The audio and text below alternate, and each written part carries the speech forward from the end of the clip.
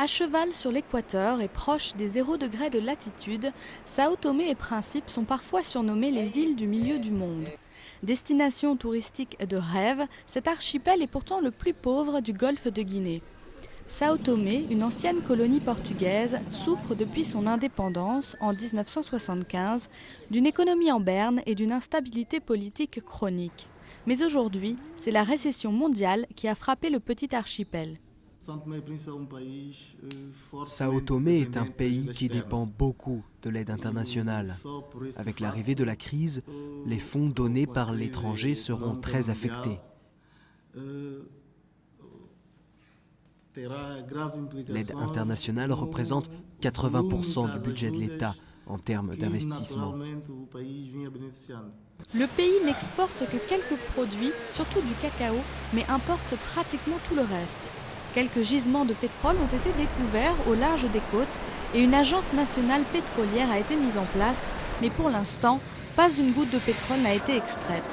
Pour la population locale, l'augmentation du prix des denrées alimentaires a aggravé la situation. On souffre parce que les moyens, ce n'est pas suffisant de nourrir notre famille.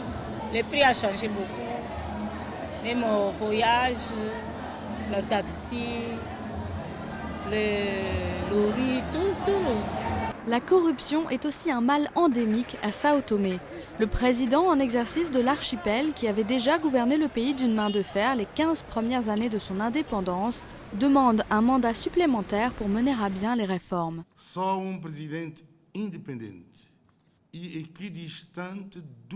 Seul un président indépendant capable de prendre ses distances avec les partis politiques sera capable d'instaurer le climat de dialogue et de coopération institutionnelle nécessaire pour maîtriser l'instabilité, la corruption et la pauvreté et construire un avenir meilleur.